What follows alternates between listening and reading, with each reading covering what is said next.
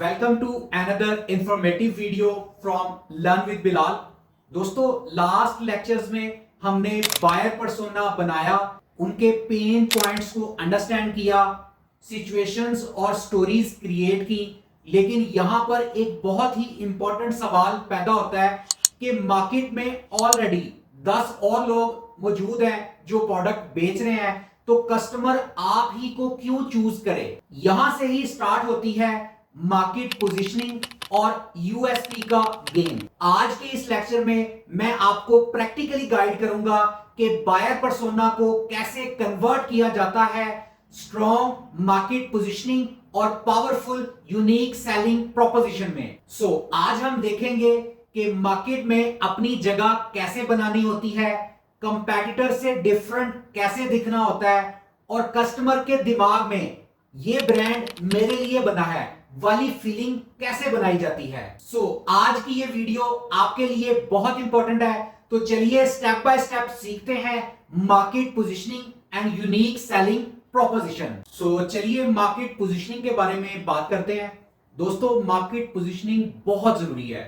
मिसाल के तौर पे फर्ज करें कि एक ब्रांड है जो शूज सेलिंग कर रहा है, तो आप क्या करते हैं, उसे देख के आप भी शूज बेचना शुरू कर देते हैं। भाई, उसके पास तो मार्केट की पोजीशनिंग है, उसके पास अपनी प्रोडक्ट का यूएसपी है। जब तक आप अपनी प्रोडक्ट का कोई यूनिक सेलिंग पॉइंट, कोई यूनिक सेलिंग प्रोपोजिशन नहीं बनाएंगे, कस्टमर आपसे क्यों बाय करे। और 100 लोग हैं जो शूज बेच रहे हैं, तो जब तक आपको यही नहीं पता होगा कि मैं अपनी मार्केट पोजीशनिंग कैसे क्रिएट करूं, आप कभी भी मार्केट में सस्टेन नहीं कर सकते। सबसे पहले अंडरस्टैंड करते हैं कि मार्केट पोजीशनिंग होती क्या है।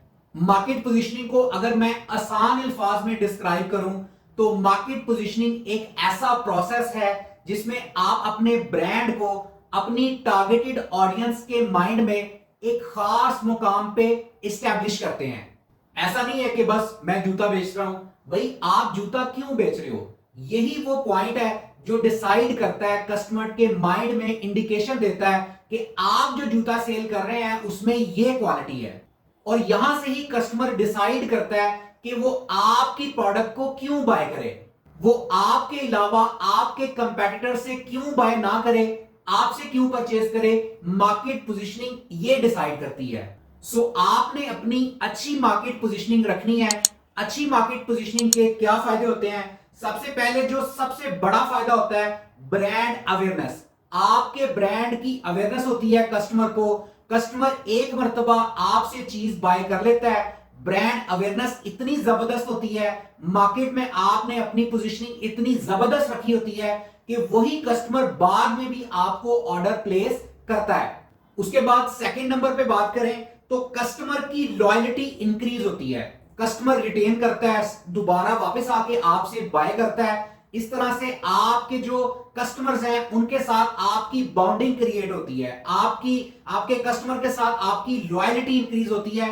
अगर आपकी ब्रांड पोजीशनिंग होगी, अगर मार्केट में आपने अपनी पोजीशनिंग क्रिएट की होगी, तब ही कस्टमर दोबारा आपके पास वापस आएगा और आपसे वही सेम जूता, वही सेम प्रोडक्ट आपसे बाय करेगा। उसके बाद नंबर 3 पे बात करें तो आपको कंपैटिटिव एडवांटेज मिलता है। लोग आपसे क्यों बाय करें, लोग आपसे क्यों परचेज करें, आपको उसके ऊपर कंपैटिटिव बेनिफिट मिलता है, एडवांटेज मिलता है अगर आपकी मार्केट पोजीशनिंग बेटर होगी। उसके बाद लास्ट पे बात करें तो प्राइसिंग पावर आपका इंक्रीज होता है। आपका जो कस्टमर है वो जब ब्रांड के साथ उसकी अटैचमेंट हो जाती है, लॉयल्टी इंक्रीज हो जाती है, तो फिर कस्टमर के लिए प्राइस सेकंड चीज बन जाती है। कस्टमर के लिए जो फर्स्ट प्रायोरिटी है वो आपका ब्रांड होता है। ब्रांड के साथ कस्टमर की जो रिकॉग्निशन है वो डिसाइड करती है कि वो दोबारा आपसे प्रोडक्ट्स बाय करेगा या नहीं करेगा।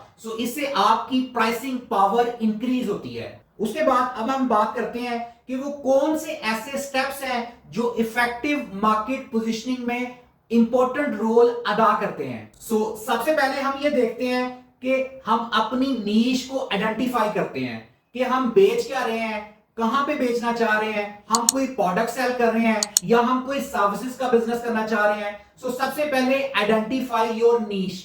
अगर आप अपनी नीश को पहले से ही आइडेंटिफाई कर लेंगे तो मार्केट पोजीशनिंग आपके लिए करना बहुत ही आसान हो जाएगा। उसके बाद सेकंड नंबर पे बात करते हैं अंडरस्टैंड योर टारगेटेड ऑडियंस, कि आपकी टारगेटेड ऑडियंस कौन है, आपको ये अंडरस्टैंड करना चाहिए। अब टारगेटेड ऑडियंस कौन है ये कैसे पता चलेगा? प्रीवियस लेक्चर्स में हम डिटेल से डिस्कस कर चुके हैं कि आप अपनी प्रोडक्ट को लेकर चैट जीपीटी से डिस्कस करें। मैंने वो प्रॉम्प्ट्स भी आपको प्रोवाइड कर दिए हैं जिससे आप अपनी प्रोडक्ट का एक बायर पर्सोना बनवा सकते हैं। बायर पर्सोना जब आप बनाएंगे तो आपको पता चलेगा कि आपका टारगेटेड कस्टमर कौन है। देन उसके अकॉर्डिंगली आप डिफरेंट सिचुएशंस बनाएंगे, सिचुएशंस को देन आप कन्वर्ट करेंगे स्टोरी के ऊपर। देन वो चीज आप अपने कस्टमर को दिखाएंगे जो उसको कनेक्ट करे, देन वो आपसे बाय करेगा। सो टारगेटेड ऑडियंस में हमने अपने कस्टमर को अंडरस्टैंड करना है, कस्टमर की नीड्स को, उनकी प्रेफरेंसेस को, कस्टमर की वांट्स को हम यहां पे अंडरस्टैंड करते हैं। कस्टमर के पेन पॉइंट्स को हमने अंडरस्टैंड करना है। जैसे लास्ट टाइम हमने पर्सोना बनाया था तो उसमें हमने प्रॉपर पेन पॉइंट्स आइडेंटिफाई किए थे और उन्हीं पेन पॉइंट्स के ऊपर हमने सिचुएशंस और स्टोरीज क्रिएट की थी। तो अंडरस्टैंड योर टारगेटेड ऑडियंस ये सबसे इंपॉर्टेंट स्टेप है। उसके बाद नंबर थर्ड पे बात करें तो हमने अपने कंपैटिटर्स को एनालाइज करना है। हमने डिटेल से देखना है कि हमारे कंपैटिटर्स जिस प्रोडक्ट पे काम कर रहे हैं वो किस तरह से कर रहे हैं, उनका यूनिक सेलिंग पॉइंट क्या है, वो किन किन एरियाज को टारगेट कर रहे हैं। तो जब तक आप एनालाइज नहीं करेंगे अपने कंपैटिटर को, इसके ऊपर नेक्स्ट कमिंग वीडियो में डिटेल से बनाने वाला हूं कि आप अपने कंपैटिटर्स का एनालिसिस कैसे कर सकते हैं। तो वहां पे फिर मैं आपको डिटेल से गाइड करूंगा कि कंपैटिटर एनालिसिस का जो प्रोसेस है वो क्या होता है। उसके बाद नंबर 4 पे identify your unique selling proposition. Unique selling proposition, unique selling point, यकीन करें ये बहुत ही इंपॉर्टेंट है। यूनिक सेलिंग प्रोपोजिशन होता क्या है इसके बारे में अभी मैं आपको कुछ एग्जांपल्स भी आपके साथ शेयर करता हूं कि अगर आपका यूएसपी आप बना लेते हैं तो आप अपना ब्रांड इसी के ऊपर बिल्ड करेंगे और यही यूएसपी आपके ब्रांड की पहचान बनेगी। यूनिक सेलिंग पॉइंट को अगर मैं एक लाइन में डिस्क्राइब करूं तो यूनिक सेलिंग पॉइंट ये वो एक खास बात है जो आपको आपके कंपैटिटर से अलग करती है।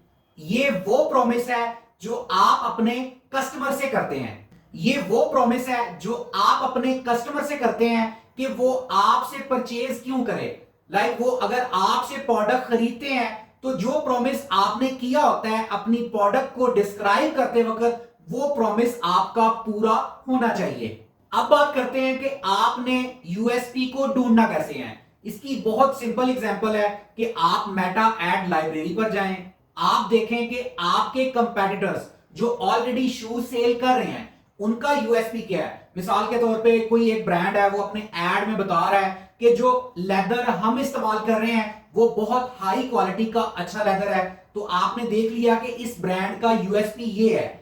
इसी तरह से आप डिफरेंट ब्रांड्स के यूएसपी को अंडरस्टैंड करें कि उनके यूएसपीज क्या हैं, उसके अकॉर्डिंगली आप अपना यूएसपी डिफाइन करें। जिस तरह मैं आपको एक और एग्जांपल देता हूं, मिसाल के तौर पे आप परफ्यूम सेल करते हैं तो आप अपना यूएसपी इस तरह से बना सकते हैं जितने भी बड़े ब्रांड्स के परफ्यूम हैं उनके सेम इंप्रेशंस हम आपको लो कॉस्ट पे सेल कर रहे हैं, तो ये आपका यूएसपी बन जाएगा। किसी ने अपना यूएसपी ये बनाया होता है कि आप हमसे परचेज कर लें, अगर आपको पसंद ना आया तो आप वापस कर दीजिएगा। कुछ ब्रांड्स ने अपनी यूएसपी रखी होती है कस्टमर सपोर्ट। इसके ऊपर मैं आपके साथ एक एग्जांपल शेयर करता हूं। एक ब्रांड है ज़ैपोज के नाम से, ये इंटरनेशनल ब्रांड है जो जूते सेल करते हैं। इनकी यूएसपी थी कस्टमर सपोर्ट। अब यहां तक कि इनको इंटरनेशनल अवार्ड्स मिले हुए हैं। इवन के एक पर्सन सुसाइड करने के लिए वो पुल के ऊपर चढ़ गया और उसने इनको कॉल की कि आप मुझे कन्विंस करें कि मैं सुसाइड ना करूं। लोग क्या करते थे, लोग इनको कॉल्स करके पूछते थे कि पिज्जा अच्छा कहां से मिलेगा। तो इन्होंने कभी भी ये नहीं कहा कि हम तो पिज्जा सेल नहीं करते तो हम कैसे बताएं कि पिज्जा कहां से मिलेगा। इन्होंने इस पर्सपेक्टिव में देखा कि ये कस्टमर हमारे यूएसपी को देखते हुए हमसे राब्ता कर रहा है तो हम इसको अच्छी सर्विसेज दें, कल को ये हमारा लॉयल कस्टमर बन सकता है। तो इनकी सर्विसेज इस कदर अच्छी थी कि बाद में कुछ ही अरसे के बाद Amazon ने इसे एक्वायर्ड कर लिया। Amazon acquired online shoe and apparel retailer Zappos in July 2009 approximately $940 million। $940 million में Amazon ने कुछ ही अरसे में इन्हें बाय कर लिया। तो यूएसपी किसी भी बिजनेस की एक बैकबोन होती है और यूएसपी आपके ब्रांड की एक ऐसी क्वालिटी है जो आपको अपने कंपेटिटर से अलग रखती है। तो आपने अपने ब्रांड के लिए यूएसपी लाजमी ढूंढना है। उसके बाद आगे चलते हैं, आगे बात करते हैं नंबर 5 पॉइंट पे, क्रिएट अ पोजीशनिंग स्टेटमेंट। तो आपने अपनी पोजीशनिंग स्टेटमेंट क्रिएट करनी है। क्रिएट अ पोजीशनिंग स्टेटमेंट में आप अपने यूएसपी के ऊपर एक लाइन लिखते हैं कि भाई आप जूता सेल कर रहे हैं, भाई इतने और लोग भी जूता सेल कर रहे हैं। आपकी क्या स्टेटमेंट है कि आप एक स्टेटमेंट देते हैं कि हम जो चीज सेल कर रहे हैं उसके अंदर ये यूनिक सेलिंग पॉइंट है या ये एक अलग क्वालिटी है जो बाकी कंपेटिटर्स के पास नहीं है, या आपने एक ऐसा गैप कवर किया है जो आपके कंपेटिटर्स नहीं कर पा रहे। तो आपने वो स्टेटमेंट एक लाइन में डिस्क्राइब करनी होती है। आप अपनी उस स्टेटमेंट को अपने एड्स के अंदर, अपने सोशल प्रेजेंस प्लेटफॉर्म के ऊपर आप डिफरेंट जगहों पे प्राइमरी टेक्स्ट में, हेडलाइन में आप डिस्क्राइब करेंगे। आपने अक्सर देखा होगा कुछ ब्रांड्स ने एक स्टेटमेंट लिखी होती है जो वो अपने हर एड में स्टार्टिंग और लास्ट में वो जरूर बताते हैं कि एतमाद ही काफी है, प्रोडक्ट बहुत अच्छी है, या डिफरेंट स्टेटमेंट्स आपको नजर आती हैं। तो वो एक स्टेटमेंट जब आप डिफरेंट जगहों पे प्लेस करते हैं तो वो स्टेटमेंट आपका एक यूनिक सेलिंग पॉइंट को एक्सप्लोर करने का, डिस्क्राइब करने का एक प्रॉपर वे बन जाता है। उसके बाद बात करें कम्युनिकेट योर पोजीशनिंग। तो आपने अपनी पोजीशनिंग को कम्युनिकेट करना है डिफरेंट प्लेटफॉर्म्स के ऊपर, लोगों तक अपनी बात को पहुंचाना है ताकि लोग आपसे बाय कर सकें। उसके बाद बात करते हैं कि व्हाई डिफरेंशिएशन इज इंपॉर्टेंट।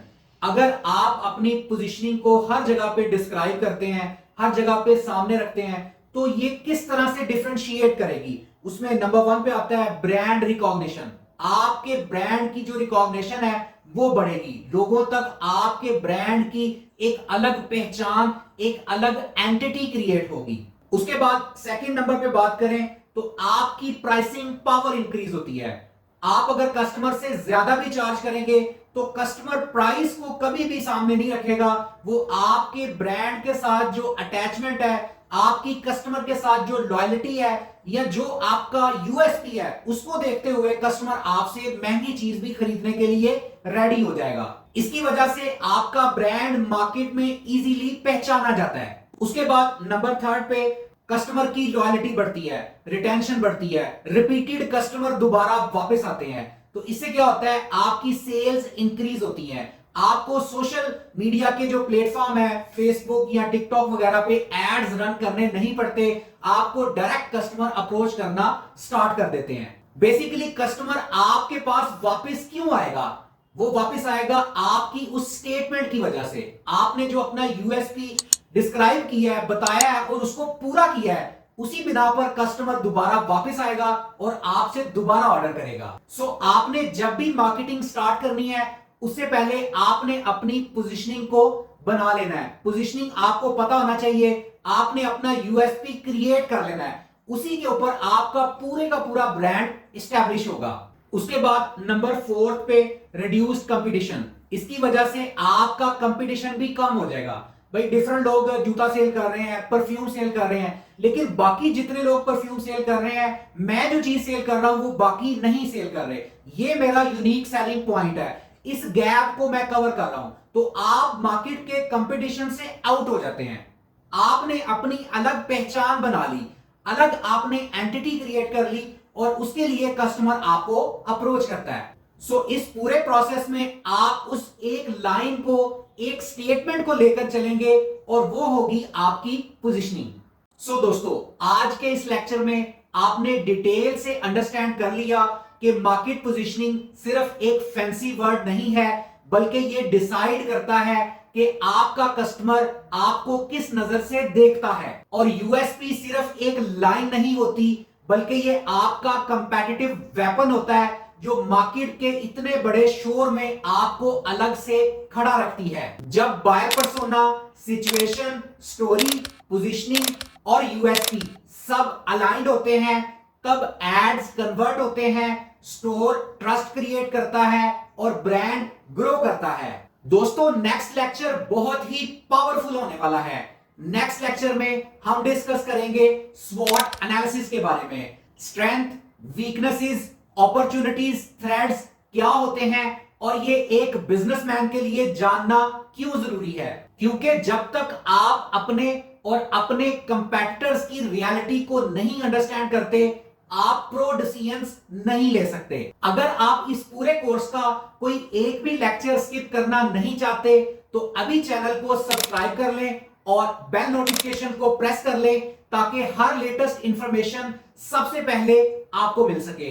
दोस्तों, अगर आप चाहते हैं कि आपके ई कॉमर्स बिजनेस के लिए, शॉपिफाई स्टोर के लिए कोई प्रोफेशनल सेल्स कैंपेन रन करे जो कि फुली ऑप्टिमाइज्ड हो, जो कि आपको सेल्स लाकर दे सके, तो हमारी एक proper social media marketing agency है। कॉन्टैक्ट नंबर यहां पर आपको नजर आ रहा है, आप राब्ता कर सकते हैं। पूरे पाकिस्तान में ऑनलाइन कारोबार करने वालों को हम स्पेशल सर्विसेज प्रोवाइड करते हैं। सो मिलते हैं अगले लेक्चर में मोर ऑथेंटिक इंफॉर्मेशन के साथ। तब तक के लिए आप अपना बहुत सारा ख्याल रखें, दुआओं में याद रखें। अल्लाह हाफिज।